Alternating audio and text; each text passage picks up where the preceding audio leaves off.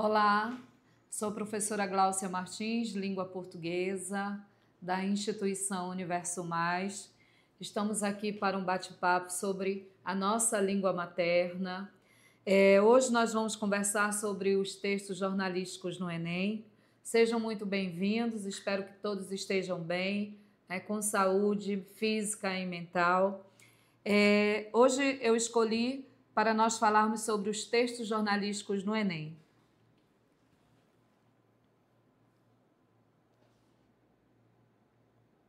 Bem, nesse primeiro momento, gente, eu chamei de bate-papo pai d'égua. Por quê? Por que eu escolhi falar dos textos jornalísticos?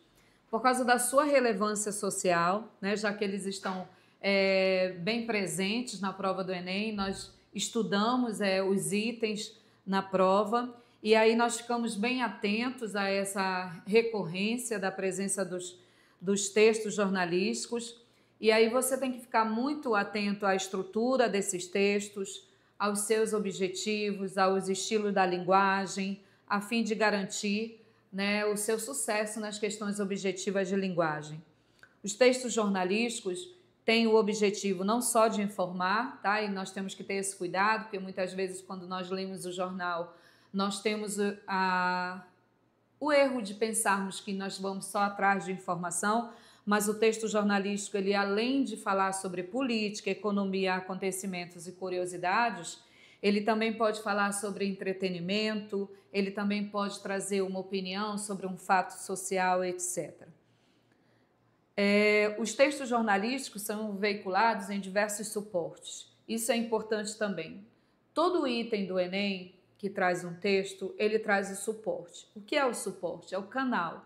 É o veículo de comunicação, é o jornal, é a revista, seja impresso, seja digital. E essa informação, ela não é colocada à toa. É muito importante você saber, por exemplo, em que blog, em que site, em que jornal, em que rádio, em que televisão aquele texto jornalístico foi veiculado. Os textos jornalísticos são bastante procurados e lidos por diferentes públicos, uma vez que alcançam diversos setores da sociedade e, lógico, que eles favorecem a difusão de informações atuais. Como existem variados gêneros textuais jornalísticos, é bastante comum a abordagem de pelo menos 2 ou 3 gêneros no Enem, os quais são utilizados como referência para a resolução de questões objetivas. Por isso que eu decidi falar sobre os textos jornalísticos nesse nosso primeiro encontro. Tá? Que eu espero que seja bastante produtivo e que possa ajudar todos vocês na hora da resolução de itens na prova do Enem. Os textos jornalísticos mais recorrentes no Enem nos últimos 5 certames são notícia, artigo de opinião, editorial, crônica, mas aí eu vou acrescentar ainda a reportagem. Durante a realização da prova de linguagens, códigos e suas tecnologias, você precisa relacionar em diferentes textos, e aí eu vou chamar a atenção para os textos jornalísticos, notícia, reportagem, como eu já falei anteriormente, artigo de opinião e crônica, opiniões, temas, assuntos e recursos linguísticos. E o que eu tenho percebido? Às vezes os alunos eles ficam muito inseguros em relação a o que é notícia e o que é reportagem, tá? Geralmente quando o INEP escolhe, né, a reportagem para ser um texto analisado pelos alunos, ele escolhe um trecho de reportagem. Por quê? A reportagem é um texto jornalístico mais longo. Então fica inviável colocar toda a reportagem para ser lida pelo candidato. Então ele fragmenta, tá? Por quê? E aí eu coloquei esse slide aqui para trazer um pouquinho, né, do conceito de reportagem. É um gênero textual, e aí nós temos que entender, gênero textual é diferente de tipo textual. Gênero textual é a função social desse texto. É um gênero textual jornalístico não literário, veiculado nos meios de comunicação, e aí nós precisamos lembrar jornais, revistas, televisão, internet, rádio e outros veículos de comunicação. Esse tipo de texto busca informar, ao mesmo tempo que ele busca criar uma opinião nos leitores. Portanto, ela possui uma função social muito importante como formadora de opinião. Por isso, a reportagem costuma ser mais complexa que a notícia. Ela costuma ser mais longa que a notícia. Embora a reportagem possa ser expositiva, que é o mesmo que informativa, ela possa ser descritiva, narrativa ou opinativa, ela também não deve ser confundida nem com a notícia, nem com os artigos de opinião. Assim, uma reportagem é expositiva e informativa, pois tem o propósito de expor informações sobre um determinado assunto para informar o leitor. Ela também pode ser descritiva e narrativa, uma vez que descreve ações e inclui tempo, espaço e personagens. Por fim, a reportagem é também um texto opinativo, uma vez que apresenta juízos de valor sobre o que está sendo discorrido. Vale lembrar que o repórter é a pessoa que está responsável por apresentar a reportagem que aborda temas da sociedade em geral.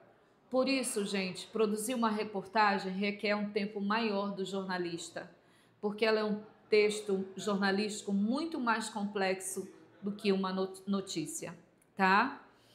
Então, aqui nessa primeira questão que eu escolhi para trabalhar com vocês, tá? Que está disponível, olha aí, no g1.globo.com, aquilo que eu falei para vocês. Olha aí como ele tá, é uma reportagem adaptada. Expressões e termos utilizados no Amazonas são retratados em livros e em camisetas. Na linguagem, podemos nos ver da forma mais verdadeira. Nossas crenças, nossos valores, nosso lugar no mundo, afirmou o doutor em linguística e professor da UFAM em seu livro Amazonês, Expressões e Termos Usados no Amazonas. Observe o uso das aspas aí, porque eu tenho uma citação de um doutor em linguística. O que ele fala? Lógico que ele é um doutor em linguística, ele valoriza muito a linguagem.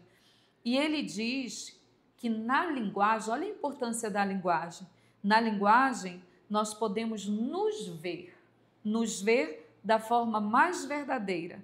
Nossas crenças, nossos valores, nosso lugar no mundo, a nossa identidade.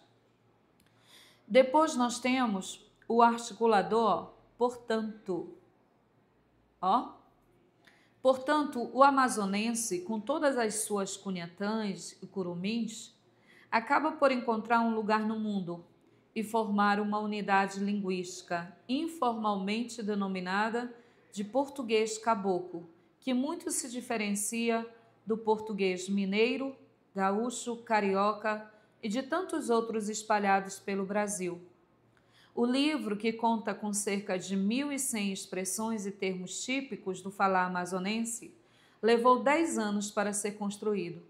Para o autor, o principal objetivo da obra é registrar a linguagem. Veja que nesse primeiro parágrafo, nós estamos falando de um livro, não é?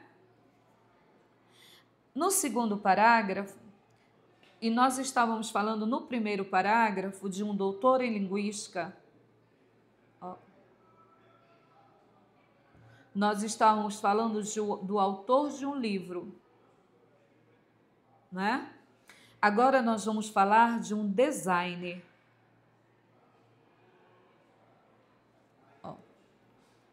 Um designer amazonense também acha o amazonês chibata. Tanto é que criou uma série de camisetas estampadas com o nome de Caboquês Ilustrado,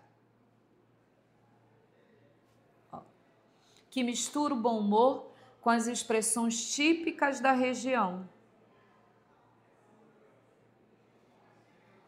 A coleção conta com 7 modelos já lançados, entre eles Leseira Baré, Chibata no Balde e até o Tucupi, e 43 ainda na fila de espera. Para o criador, as camisas têm como objetivo resgatar o orgulho do povo manauara, do povo do norte. Tá vendo? Então, nós temos aí a linguagem como motivo de orgulho, como um resgate ao orgulho do povo manauara, tá? Então, nós temos aqui, gente, uma reportagem falando sobre a questão da linguagem. Mas no primeiro parágrafo, nós temos o autor de um livro que fala sobre a linguagem como um resgate da nossa identidade. E no segundo parágrafo, nós temos um design que produz camisetas com expressões típicas da região, tá? Vamos ver aqui qual é a habilidade que nós vamos trabalhar. Nós temos a habilidade 22 aqui. Nós vamos relacionar em diferentes textos, no caso aí nessa reportagem, opiniões, temas, assuntos e recursos linguísticos. Olha só o que diz aí. A reportagem apresenta duas iniciativas: o livro amazonês e as camisetas do Cabo-Queijo ilustrado. Com temática em comum, essas iniciativas. Olha, eu vou precisar relacionar, tá? Essa habilidade aqui. Eu vou ter que relacionar essas duas iniciativas aqui, ó. Eu tenho duas iniciativas: o livro e as camisetas. Eu vou precisar encontrar o que existe em comum entre elas. Olha, essa habilidade 21 aí, ó, relacionar nesses dois textos, dentro da reportagem, a iniciativa do doutor em linguística e do design amazonense, o que existe em comum nas produções artísticas deles dois. Aqui, ó, recomendam produtos feitos por empreendedores da região norte, ressaltam diferenças entre o falar manauara e outros falares, reverenciam o trabalho feito por pesquisadores brasileiros, destacam a descontração no jeito de ser do amazonense ou valorizam o repertório linguístico do povo do Amazonas.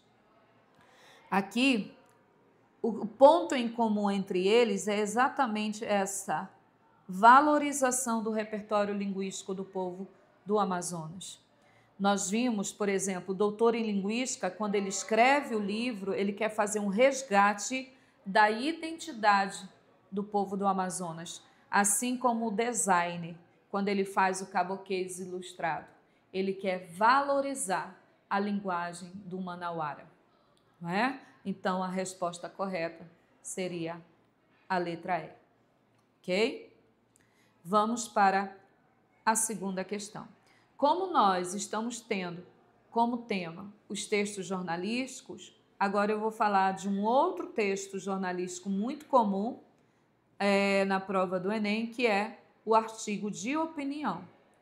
Ele já é um texto dissertativo argumentativo, diferente da reportagem, que a reportagem ela já é, né, expositiva e é argumentativo. O artigo de opinião é só dissertativo argumentativo, onde o autor apresenta seu ponto de vista sobre o determinado tema e traz a argumentação, né? Informar e persuadir o leitor sobre o assunto. Geralmente o artigo de opinião é veiculado nos meios de comunicação de massa, como televisão, rádio, jornal ou revista, e aborda tema da atualidade. E aí, obviamente, eu escolhi a segunda questão, que traz um artigo de opinião aí, ó, do Freire. Passageiros interessados em antecipar seus voos formavam longas filas perto dos portões de embarque. Até aí, nada de novo. Até a chegada de um senhor simpático que até queria chegar em casa mais cedo, mesmo sabendo de seus direitos de idoso, se constrangia por estar de pé ao lado de outros candidatos a um assento no avião. Constrangido, porque ele tinha certeza de que seria o primeiro a ser chamado. Lê do engano. A empresa disponibilizou as 7 poltronas para os passageiros com cartão fidelidade. Deu para perceber sua frustração por não embarcar. De fato, não há como negar que os idosos conquistaram importantes direitos em nosso país, mas outros ainda precisam ser inseridos em nossa legislação. Você observa aí que quando nós trabalhamos a produção de texto, né, principalmente artigos de opinião, e quando você trabalha classes de palavras, principalmente na redação a competência 4, que nós falamos de mecanismos linguísticos, nós temos os modalizadores. Você vê que esse texto ele está todo modalizado principalmente pelos advérbios, né? Pelos advérbios, pelos adjetivos, longas filas, Você vê que ele tem pessoalidades porque é um artigo de opinião e ele tem essa liberdade. Até aí nada de novo, porque é um artigo de opinião e nesse gênero textual que tem essa função social, isso é permitido. Quando ele diz até a chegada de um senhor simpático, que também queria chegar em casa mais cedo, mesmo sabendo de seus direitos de idoso, você vai percebendo que o produtor desse artigo de opinião, ele vai sendo tendencioso, porque ele pode, já que esse gênero textual, socialmente, ele dá essa permissão para quem produz um texto como esse. Deu para perceber sua frustração por não embarcar, de fato não há como negar, e enfim, você percebe importantes direitos, você tem adjetivos aí que marcam as pessoalidades do produtor desse artigo de opinião. Além disso, gente, vocês que estudaram, né, a norma padrão e desenvolveram a habilidade 27, você percebe bem aqui, por exemplo, esse mais. A norma padrão diz que isso aqui não deveria acontecer, né? Mas isso aqui é um fenômeno contemporâneo, que é permitido na linguagem contemporânea, esse mais depois de um ponto simples. Mas vamos ao enunciado. Aqui vamos trabalhar a habilidade 24, que é reconhecer no texto as estratégias argumentativas empregadas por quem produziu esse texto, tá?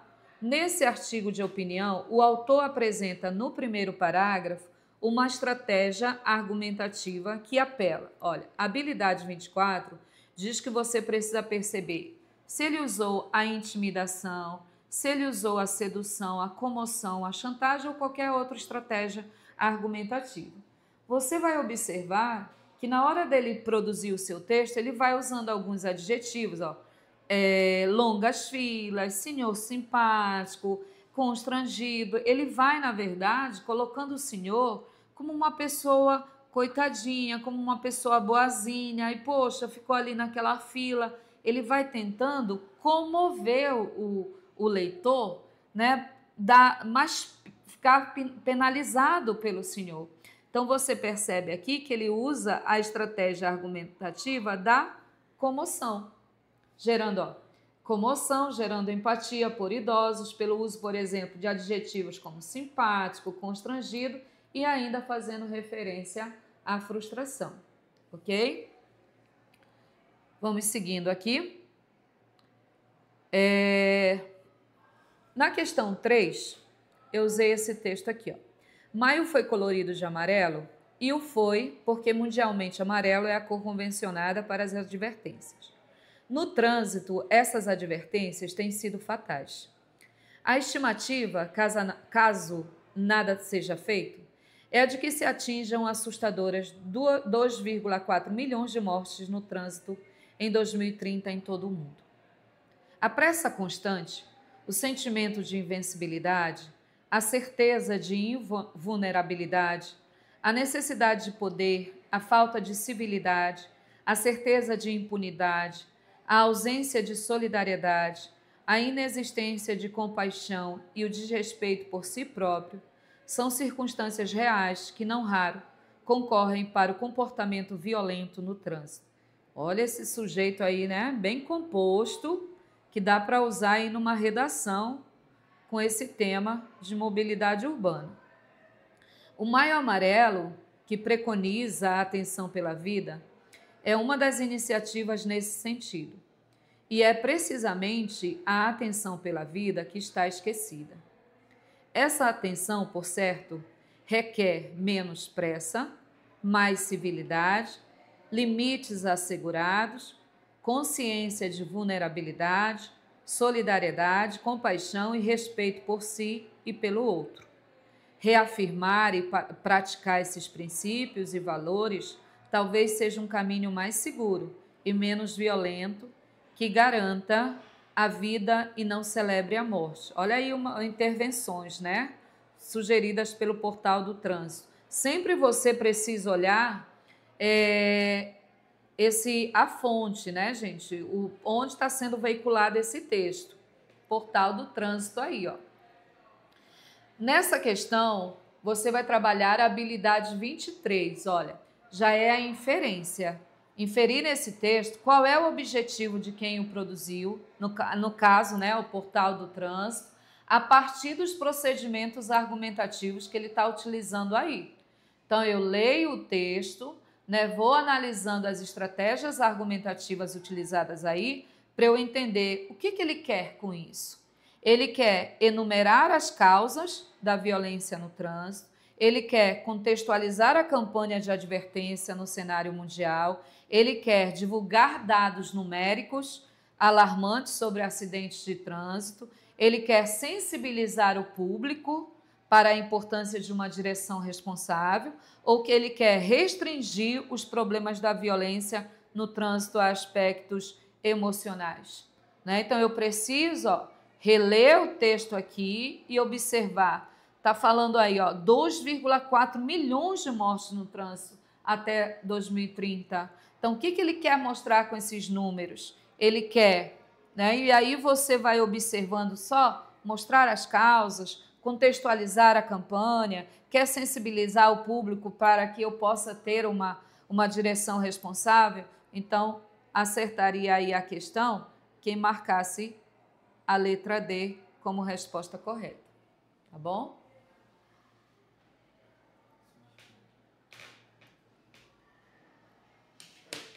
Ok, gente? Eu espero alcançá-los com saúde, eu espero alcançá-los muito bem.